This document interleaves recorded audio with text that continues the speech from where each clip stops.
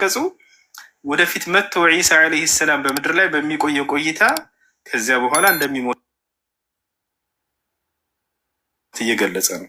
ነቢያችን ሰለላሁ ዓለይሂ ወሰለም በግልጽ ሐዲት ላይ ዒሳ ከሰማይ ይወርዳል፣ ከዚያም በመካከላቸው 40 ዓመት ይቆያል፣ ከዚያ በኋላ ይሞታል ብለው ተናግረዋል። ثم يتوفى አሉ፣ ከዚያም ይሞታል። መቼ እንደሚሞት በግልጽ ሐዲት ላይ አስቀምጠዋል እርሳቸው። ወደፊት መጥቶ የሚሞተውን ሞት ለማለት እንጂ አሁን የዛኔ እሞታለሁ እያለ አይደለም ዒሳ ዓለይሂ ሰላም። ወየውመ ኡብዐሱ ሐያ ሕያው ተደርጌ የምቀሰቀስበት ቀን የሚለው ደግሞ መቼ ነው? የዛኔ ሰው በቂያማ ሰዎች ሲቀሰቀሱ የዛኔ የመጀመሪያው የሚቀሰቀሰው ማን ነው? የመጀመሪያው ትንሣኤ እኔ ነኝ ብለዋል ነብዩ ሰለላሁ ዐለይሂ ወሰለም። የመጀመሪያው ትንሣኤ እኔ ነኝ። ኢየሱስ እኔ ትንሣኤ ነኝ ያለው አይደል? ቅዱሳኖች፣ ይሄ ነብዩ ሰለላሁ ዐለይሂ ወሰለም ደግሞ ከኢየሱስ በላይ እኔ የመጀመሪያው ትንሣኤ ነኝ ነው ያሉት። እኔ ትንሣኤ ነኝ ሳይሆን እኔ የመጀመሪያው ትንሣኤ ነኝ። የመጀመሪያው ትንሣኤ ነብዩ ሰለላሁ ዐለይሂ ወሰለም ናቸው። መጀመሪያ ከቀብር ከፍተው የሚነሱት እርሳቸው ናቸው።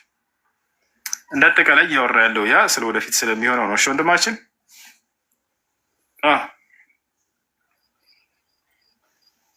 ሌላ ጥያቄ አለ? ኦኬ፣ አይ ጀዛከላ፣ ጥያቄ ተመልሶልኛል። ማርያም እስከ ኢየሱስ ከሞተ በኋላ አግብታ ወልዳለች ከጆሴፍ ጋር። እሱ የህይወት ታሪኳ ምን ይመስላል? ማርያም ከዮሴፍ ጋር ተጋብታ ወልዳለች ወይ? በቁርአን ላይ እንደዛ የሚል የለም። በቁርአን ላይ እንደዛ የሚል የለም። መጽሐፍ ቅዱስ ላይ ጭራሽ ኢየሱስ ክርስቶስ አባቱ ዮሴፍ እንደሆነ ተገልጿል። ማርያም ራሷ አምናለች ይህን ነገር። ኢየሱስ ክርስቶስ ከአንዴ በጠፋ ጊዜ ህፃን እያለ እኔና አባትህ ተጨንቀን ስንፈልግህ ነበር፣ የት ነበር ካለችው፣ እኔና አባትህ አይሁዶችም አብረው የኖሩት በዘመኑ ሰዎች ያሉት ኢየሱስ ክርስቶስ ዮሴፍ አባቱ እንደሆነ ይናገራሉ። ይሄ የጠራቢው የዮሴፍ ልጅ አይደለምን እያሉ ይናገሩ ነበረ። የጠራቢው የዮሴፍ ልጅ አይደለምን ይላል እና ማርያምም አምናለች። እኔና አባትህ ስንፈልግህ ነበር፣ እኔና አባትህ። ኦኬ፣ ማርያም እየዋሸች ነበር ቅዱሳኖች ወይንስ ምንድን ነው ነገሩ? እኛም ደንግጠን ለስ ብሏል። ማርያም እየዋሸች ነው ካላችሁ ትልቅ ስህተት። ማርያም ላይ እንትን እያላቸው ነው፣ በውሸት እየወነጀላቸው ያለ ነው።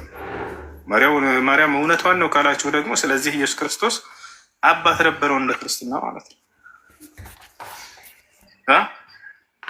የትኛው ትክሻ አይሁዶች ያሉት እነሱ ጠላት ስለሆኑ ነው ብለን እንተውሽ። የማርያምንስ ምን እናድርገው?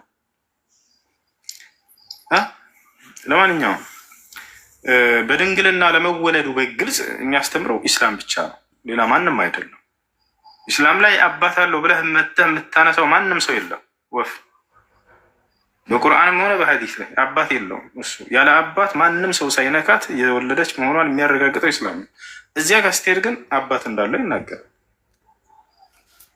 ስለዚህ በድፍረት ኢየሱስ ክርስቶስ በድንግልና የተወለደ ነው ብሎ የሚናገረው ኢስላም ነው። እሺ፣ አይ ሌላ ጥያቄ አላችሁ? ሰላም አለይኩም። ወአለይኩም ሰላም ወራህመቱላሂ ወበረካቱ።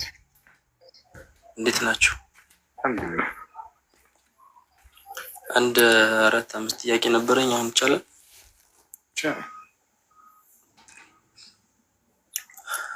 አንድ የቁርአን አንቀጽ አለና አይሁዶች የኡዘይርን የአላህ ልጅ ነው ብለው ያምናሉ እና አይሁዶች አሁን ላይ በኡዘይር አያምኑም እና እንዴት ነው የሚል ጥያቄ ነበረ።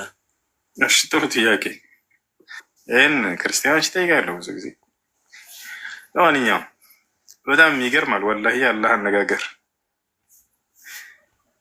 አላህ በቁርአን በመጽሐፋቸው ላይ ተጽፏል ብሎ ሳይሆን የገለጸው አሉ ብሎ ነው የገለጸው። ወቃለት ልየሁዱ ዑዘይሩን ኢብኑላህ አለ። አያችሁ፣ አይሁድ ዑዘይር የአላህ ልጅ ነው አሉ ብሎ ተናገረ።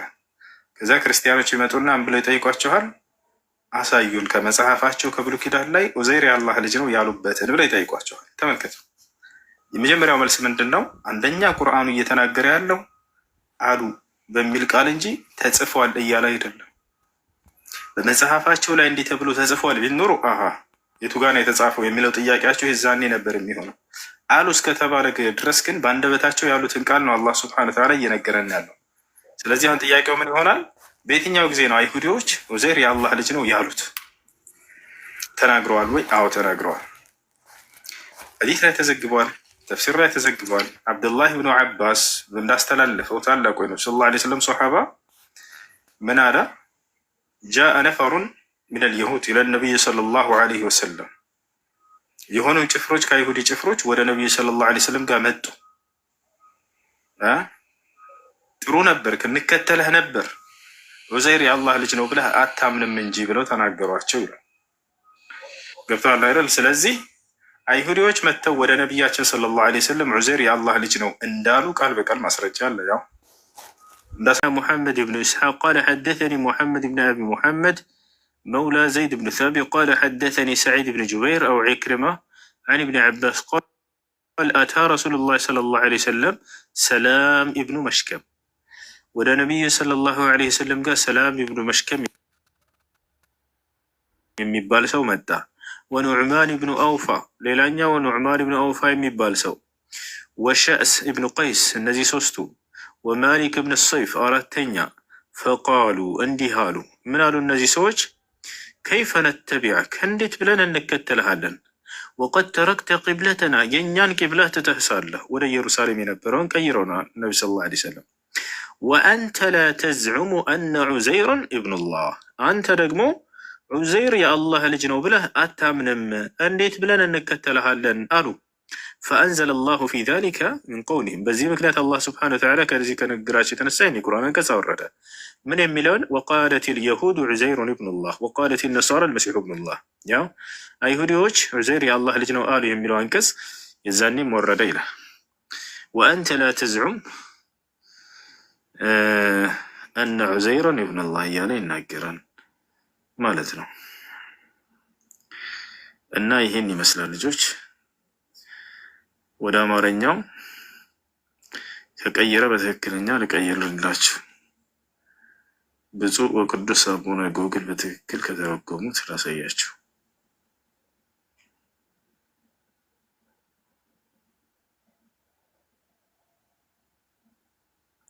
እሺ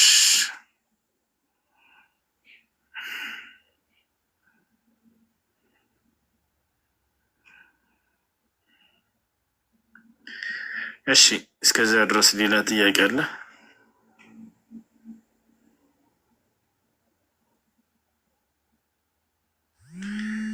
አሉ ሌላ ጥያቄ አለ ወይ?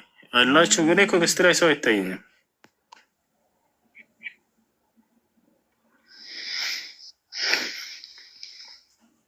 አለ ወንድማችን አለኩ። እሱ አሰላሙ አለይኩም ወራህመቱላሂ ወበረካቱ። እንዴት ናችሁ? ወአለይኩም ሰላም ወራህመቱላሂ ወበረካቱ። አንተ ለማትታየን የሆነ ቀይ ነገር ነው የሚታየው። ያ ሰላም አለይኩም ወራህመቱላሂ ወበረካቱ። ወአለይኩም ሰላም። ያ እና ጎግል የፈለጋችሁ ሰዎች ተፍሲር ጠበሪ ላይ ታገኙታላችሁ። እና በአማርኛ አስቀይረው ያው በትክክል ላይ ቀይረላችሁ ይችላል። ምን ይላል? ያው ሰላም ኢብኑ ሚሽከም፣ ኑዕማን ኢብኑ አውፋ፣ ሻስ ኢብኑ ቀይስ እና ማሊክ ኢብኑ ሰይፍ ወደ የአላህ መልእክተኛ ሰለላሁ ዐለይሂ ወሰለም መጡና ቂብላችንን ትተህ ዑዘይር የአላህ ልጅ ነው ስትል እንዴት እንከተልሃለን አሉት። ስትል ብሎ ተርጉሞታል። ሳትል ለማለት ነው። ዑዘይር የአላህ ልጅ ነው ሳትል እንዴት ብለን እንከተልሃለን እያሉ ነው። ያ እሺ፣ ይህን ይመስላል። ጥያቄ አለ? ሌላ ጥያቄ ጠይቅ።